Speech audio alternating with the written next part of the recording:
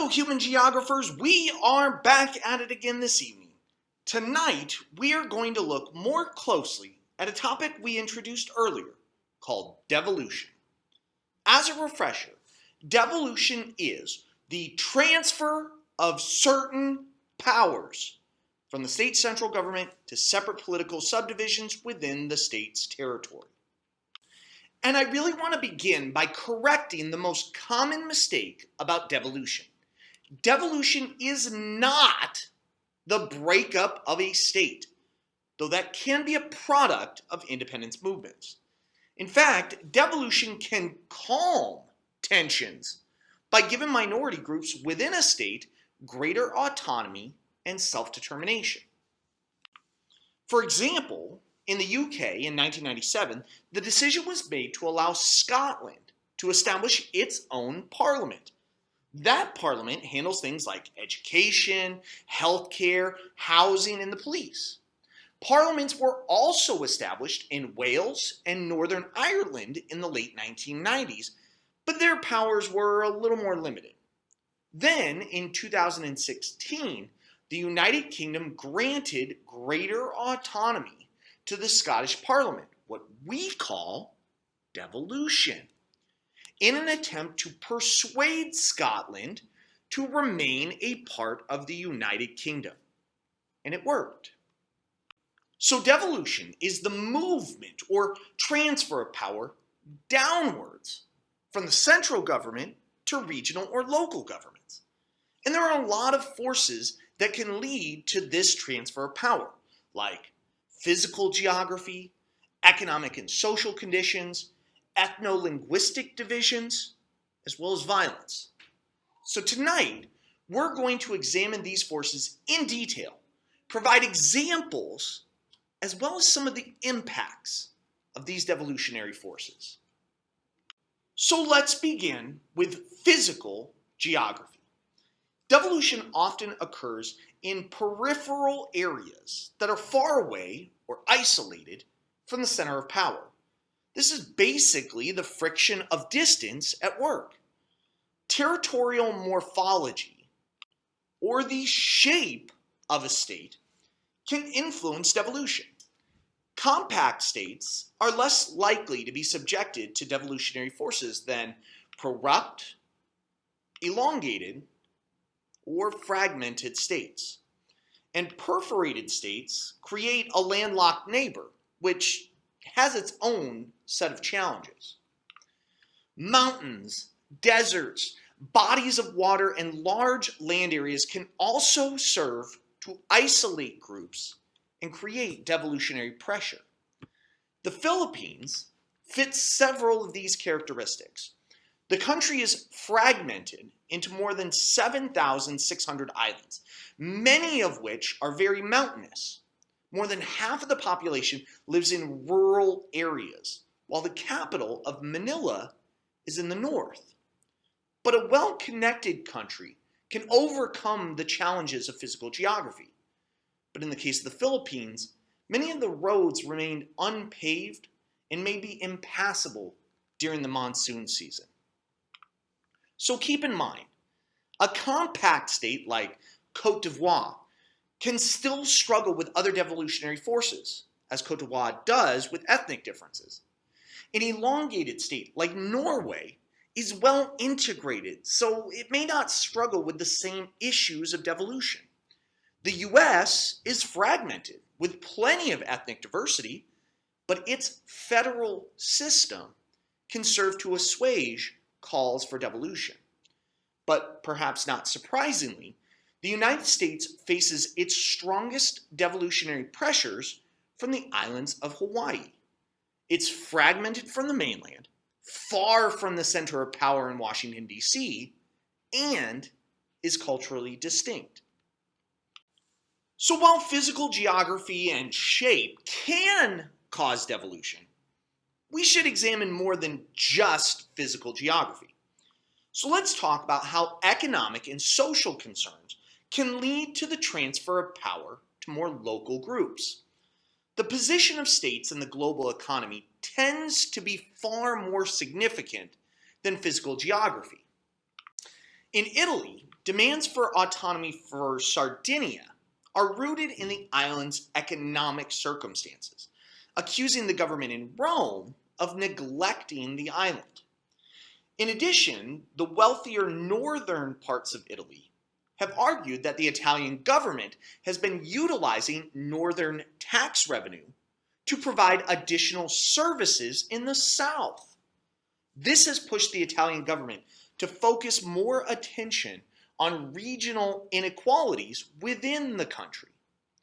Catalonia, in northeast Spain, produces a significant value of Spain's exported goods, but Catalans feel they are taxed too highly and that the money should remain in Catalonia rather than being redistributed to poorer parts of Spain.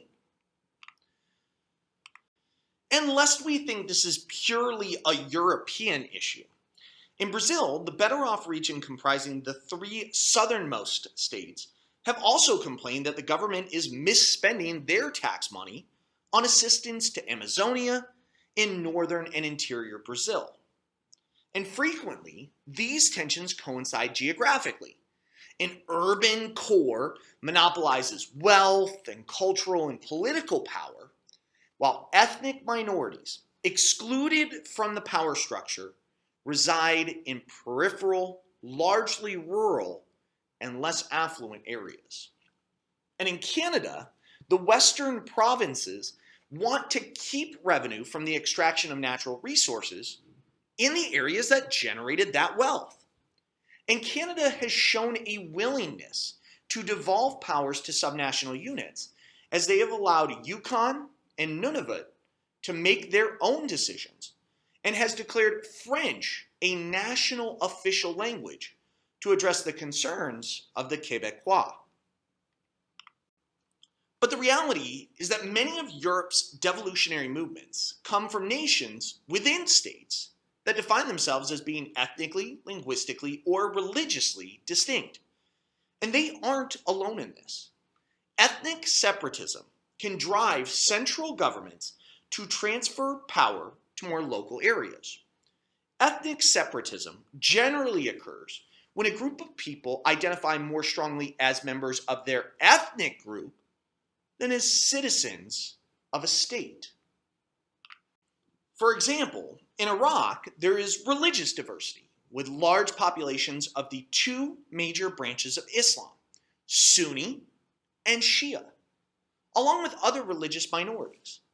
And while the majority of the population is ethnically Arab, there is a substantial Kurdish minority in the northern part of the country. That ethnic and religious diversity within the country has led to devolution with different regions having different levels of political authority. And speaking of the Kurds, they are a stateless nation who occupy peripheral areas of Iraq, as well as Iran, Syria, and Turkey. And they desire a separate, sovereign, independent Kurdistan. South Africa is ethnically diverse as well. But following the colonial era, the white minority Afrikaner population, descended from Dutch colonists, maintained control of the country through a system called apartheid, which was laws, no longer in effect, in South Africa that physically separated different races into different geographic areas. Apartheid is a historical example of forced ethnic separatism that gave rise to calls for self-determination and devolution. Both internal and external pressure eventually led to the collapse of apartheid. And the first democratic elections were held in 1994, in which Nelson Mandela, a political prisoner for nearly 3 decades, won the presidency.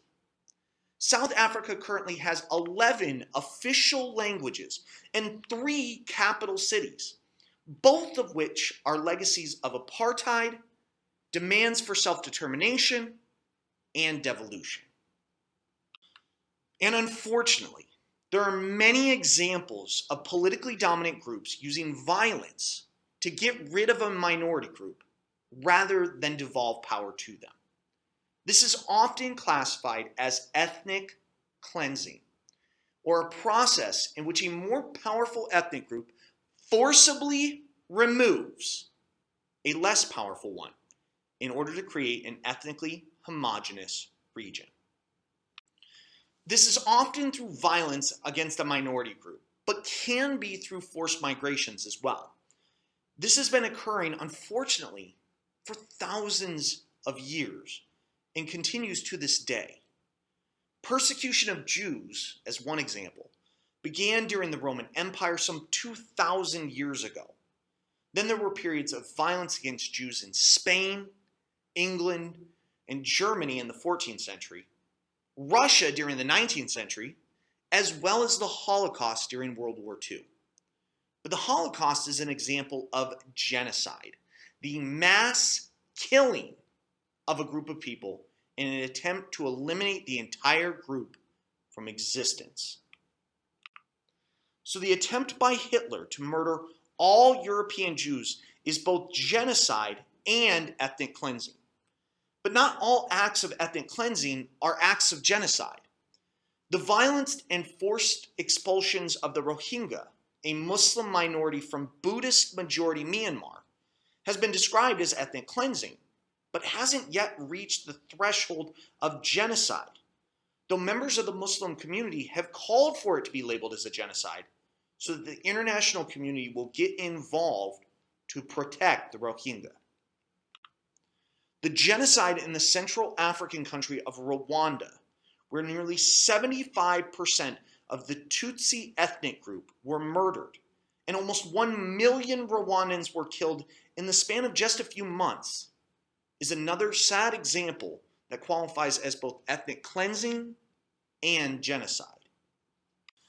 The breakup of Yugoslavia saw ethnic cleansing of Bosnian Muslims, though this is often considered a genocide as well, since that was the goal of some Serbian leaders.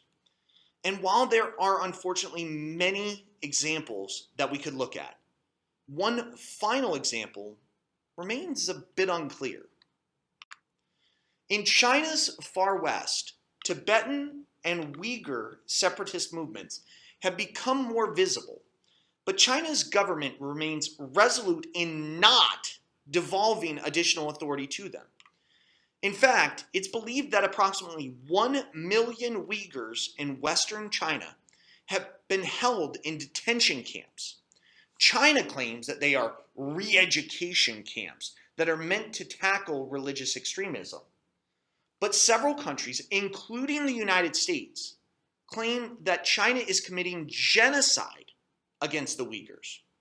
So this is a situation that bears watching moving forward. But ethnic separatism and violence against ethnic minorities may lead to additional violence. Terrorism is the calculated use or threatening of violence against civilians in order to attain goals that are political or religious or ideological in nature.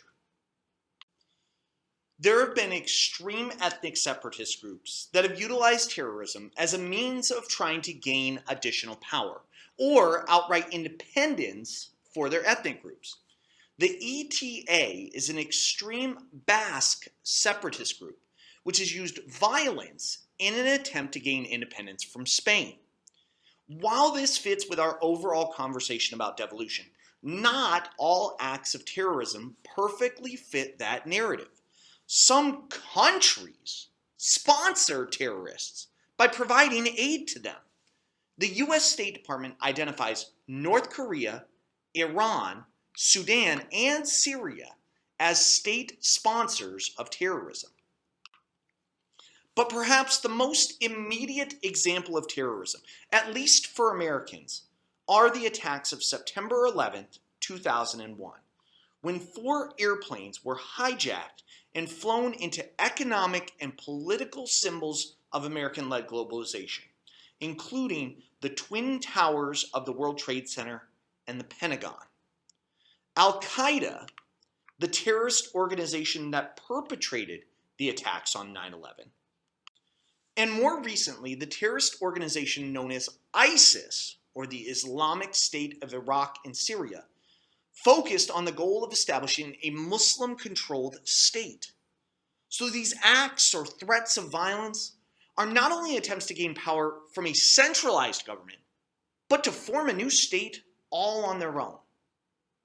Shifting gears, our final topic in tonight's discussion of devolution is irredentism, which is a movement to reunite a nation's homeland when part of it is contained within another state.